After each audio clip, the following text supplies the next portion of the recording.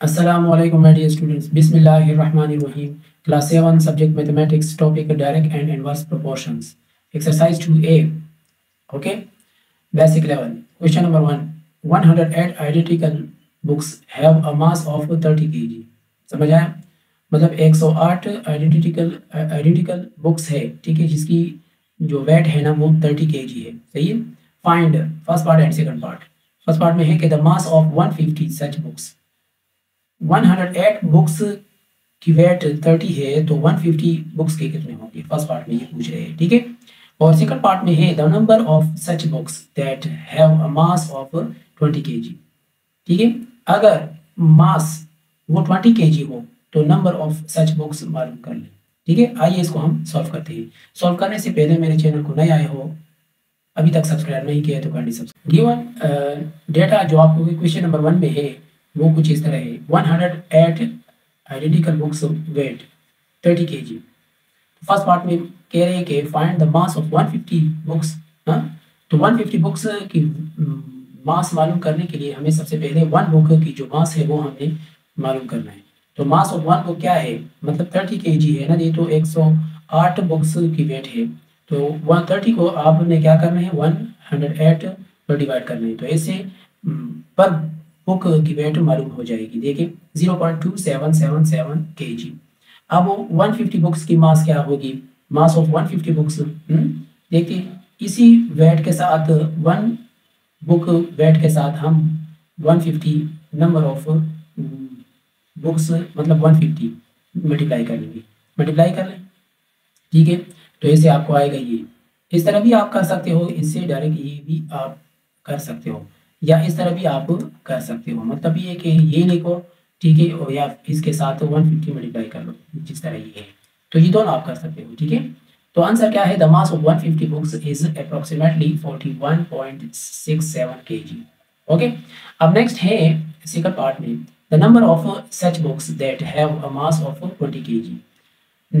मतलब अगर मास 20 kg हो तो नंबर ऑफ बुक्स मालूम कर ले. मतलब इसका ऑपोजिट है पार्ट 1 का, ठीक है. तो आपने क्या करना है, मास ऑफ वन बुक पहले मालूम करना है. कर लिया. तो जब ये मालूम हो गया, ये पर बुक की वेट है और ये टोटल है, ठीक है. तो इसको आपने क्या करना है, इस पर डिवाइड करना है, तो जो नंबर ऑफ सच बुक्स है वो मालूम हो जाएगा. देखिए मैंने यहाँ पर किया है, देखते जाए, ठीक है. Number of books for 20 kg. देखिए number of books 20 divided by ये. देखिए मैंने अभी आपको समझा दिया, ठीक है. या इस तरह भी कर सकते हो, ये किससे आया है, इसी से आया है ना, ठीक है. मतलब इसी से आया है ना, तो इससे भी कर सकते हो इस तरह, ठीक है.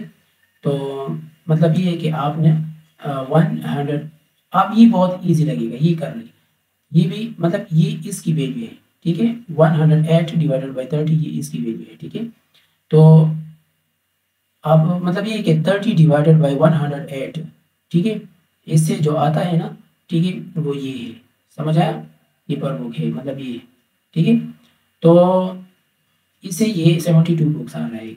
Answer 72 books have a total mass of 20 kg. अब नेक्स्ट है क्वेश्चन नंबर 2. उसको हम question number 2 in a book stores 60 identical books occupy a length of 1.5 meter on a shelf. समझ आया. Find first part the length occupied by 50 such books. By 50 यहाँ पर तो 60 है ना, तो इधर अगर 50 हो ऑन अ शेल्फ. समझ आया. तो सेकंड पार्ट में the number of such books needed to completely occupy, ठीक है, a shelf that is 80 centimetre long. यहाँ पर तो 1.5 मीटर लॉन्ग है ना, तो इधर अगर ये 80 सेंटीमीटर लॉन्ग हो तो फिर क्या होगा. तो गिवन डेटा में क्या है, देखिए 60 बुक्स है ना, ठीक है. उसकी जो शेल्फ की जो लेंथ है वो है 1.5 मीटर है. अब मालूम क्या करना है फर्स्ट पार्ट में, यहाँ पर कि लेंथ मालूम कर ले अगर 50 बुक्स हो, ठीक है. तो लेंथ पर बुक की क्या है, पर बुक की जो लेंथ है तो 1.5 डिवाइडेड बाई 60, तो इससे ये आएगा, ठीक है. तो 50 के कितने आते हैं, तो 50 इसके साथ मल्टीप्लाई कर लो तो मालूम हो जाएगा. देखिए आंसर ये है. सेकंड पार्ट में है कि the number of such books मालूम कर ले अगर जो लेंथ है वो 80 सेंटीमीटर हो, ठीक है. तो देखिए find the number of such books to fill an 80 centimetre shelf. Convert 80 centimetre को मीटर्स में कन्वर्ट कर ले, देखिए 100 पर डिवाइड कर लिया, तो मतलब ये है कि 1 मीटर ये 100 सेंटीमीटर के बराबर होता है। Use length of one book, number of books देखें 0.8 डिवाइडेड बाई ये, इसको इससे ये आता है answer 32 books are needed to occupy 80 centimetre of shelf. ठीक है, तो अब नेक्स्ट है क्वेश्चन नंबर 3, उसको हम intermediate level. Question number 3, find the cost of A part 10 kg of tea leaves when 3 kg of tea leaves cost $18। समझ आया? ठीक है, तो बी पार्ट में है a kg of sugar when b kg of sugar cost $C। तो question number 3 में देखिए फर्स्ट पार्ट में कह रहे हैं कि फाइंड मालूम कर ले, find the cost of 10 kg of tea leaves. समझ आया? 10 kg ऑफ टी लीव्स मालूम कर ले। When 3 kg cost $18। Cost per kg के क्या आता है, तो 18 को 3 पर डिवाइड कर ले तो ये पर kg के $6 आता है। तो 10 kg के कितने आएंगे, तो 10 के साथ मल्टीप्लाई कर लो तो 60 आता है। ठीक है, बी में देखिए find the cost of a kg of sugar when b kg cost $C। Cost per kg क्या आ रहा है, c डिवाइडेड बाई b। हाँ, तो a kg के क्या आएगा, a मल्टीप्लाई करें तो इसे ac divided by b। Okay, अब नेक्स्ट है क्वेश्चन नंबर 4, उसको हम कर लेते हैं। Question number 4, 5/9 of a piece of metal has a mass of 7 kg। Metal piece है 5/9। ठीक है, 5/9 का एक मेटल पीस है जिसकी जो वेट है ना वो 7 kg है। What is the mass of 2/7? 2/7 का क्या आएगा मास? ठीक है, तो 5/9 ऑफ अ मेटल वेट्स, ठीक है, 7 kg। Find mass of 2/7 of the metal. तो देखिए यहाँ पर टोटल मास ऑफ मेटल क्या है, 5/9 के 7 आ रहा है ना। इफ अगर 5/9 का 7 है देन 1 का क्या आएगा, तो 1 का क्या आएगा, तो मतलब ये कि ये उस साइड पर चला जाए तो इससे 9/5 आता है। ठीक है, 9/5 देखिए 9 डिवाइडेड बाई 5, तो 7 अपनी जगह पे आएगा। ठीक है, तो इसको इस तरह इसकी कैलकुलेशन करने से आपको ये आता है, मतलब ये कि 7 9 मल्टीप्लाई कर ले और डिवाइड कर ले 5 पर, तो इससे आपको 12.6 kg आता है। Now find 2/7 of 12.6। तो 2/7 अभी ये यही 12.6 के साथ मल्टीप्लाई करें तो इसे आपको मालूम हो जाएगा मास। ओके, अब नेक्स्ट है क्वेश्चन नंबर 5। क्वेश्चन नंबर 5 देखिए जो गिवन डेटा है वो हम पहले लिख लेते हैं। Given if z is directly proportional to x and, देखिए z अगर z डायरेक्टली प्रोपोर्शनल है टू x के, जब ये इस तरह हो तो तरीका ये इस तरह, ये याद रखिए। ठीक है, अभी से याद रखिए तो ये फिर क्लास 8 में भी काम आएगा। ठीक है, ये मेथड अभी से ये मेथड सीख ले, अभी जो मैं सिखा रहा हूँ। ठीक है, आज से ये मेथड सीख ले। तो देखिए z इस डायरेक्टली प्रोपोर्शन को जब हम कैंसिल करते हैं तो इस तरह आएगा के एक्स इक्वल टू के एक्स। ये के कांस्टेंट है, ठीक है, जिसकी वैल्यू 1 है।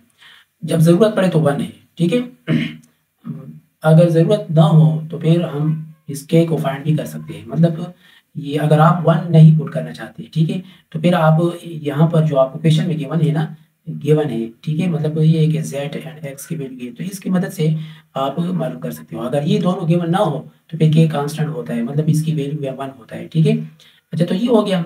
अब k की वैल्यू मालूम करने के लिए k अननोन है, ठीक है, तो x की वैल्यू आपको गिवन है इक्वेशन में 3 और z वो क्या है 12।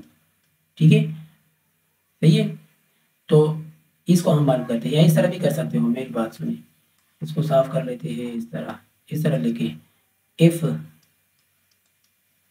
ठीक है, x इक्वल टू 3 और z इक्वल टू 12, ठीक है, देन क्या है k अननोन है। ठीक है, तो k की वैल्यू कुछ इस तरह होगा। देखिए यही इक्वेशन ले, मतलब z इक्वल टू के एक्स। अब k इस तरह, तो z डिवाइडेड बाई x हो जाएगा, तो z क्या है 12 डिवाइडेड बाई 3, तो इस तरह इसे आएगा 4। ठीक है, k की वैल्यू क्या है 4 मालूम हो गया। अब नेक्स्ट हमें क्या मालूम करना है, नेक्स्ट हमें मालूम करना है, ये कह रहे कि फाइंड द वैल्यू ऑफ, इधर देखिए find the value of x when z 18। तो एक्स की वैल्यू मालूम कर लें अगर ये 18 हो तो कर लेते हैं मालूम। ठीक है, तो find the value of x, तो एक्स मालूम कर लें इफ, तो एक्स हमने मालूम करना है और अगर z की वैल्यू 18 हो, ये इक्वेशन में गिवन है। ठीक है, तो इक्वेशन तो यही इस्तेमाल करेंगे जो आपको पहले से गिवन है कि z इक्वल टू के एक्स, ये इक्वेशन हमने इस्तेमाल करना है। तो x इक्वल टू क्या है z डिवाइडेड बाई के। ठीक है, तो z 18 और k ये हमने मालूम किया है 4। ठीक है, तो इसको कैलकुलेट करने से 2 आता है, यहाँ पर 9, तो मतलब 9/2। ठीक है, तो ये x की वैल्यू मालूम हो गया। तो इस तरह यहाँ पर देखिए मालूम हो गया। इस तरह क्वेश्चन नंबर 6 भी है। ठीक है, उसको हम कर लेते हैं। नंबर 6 देखिए, if b is directly proportional, पहले इसको रीड करते हैं। If b is directly proportional to a। ठीक है, सही है, k की वैल्यू के लिए b की वैल्यू अगर 3 हो और a की वैल्यू 18 हो। ठीक है, जब k की वैल्यू मालूम हो जाए तो फिर find the value of b की वैल्यू मालूम कर लिया अगर a की वैल्यू 424 हो। ठीक है, तो इसको कर लेते हैं। Question number 6, b is directly proportional to a, इस तरह है ना, तो कैंसिल कर लें। अभी इससे पहले मैंने आपको समझा दिया, इस तरह हो गया। अब k की वैल्यू मालूम करने के लिए तो b डिवाइडेड बाई a करना होगा। ठीक है, इफ b की वैल्यू है 3 और a की वैल्यू है 18। ठीक है, सही है, तो k की वैल्यू क्या होगी, सही है, तो k की वैल्यू मालूम करने के लिए क्या करना होगा, k equal to b divided by a। तो b की वैल्यू है 3 और नीचे 18 है, तो 6 3 1 जा 3 6 3 जा 18, तो 1/6 आ रहा है। अब नेक्स्ट है, ये कह रहे हैं कि इफ, यहाँ पर देखिए b की वैल्यू मालूम कर ले और अगर a की वैल्यू 24 हो तो। ठीक है, a की वैल्यू 24 हो। ठीक है, तो b की वैल्यू मालूम कर ले। तो क्या है फॉर्मूला, b इक्वल टू के ए, के की वैल्यू तो हमने मालूम की है 1/6 और a की वैल्यू है 24। ठीक है, तो इसको सिंप्लीफाई कर ले तो इसे 4 आता है, तो ए बी की वैल्यू है 4। तो ये हो गया क्वेश्चन नंबर 6। तो ये रहा आपका क्वेश्चन नंबर 6। मेरे चैनल को नया आए हो अभी तक सब्सक्राइब नहीं किया है तो काइंडली सब्सक्राइब करें। Thank you.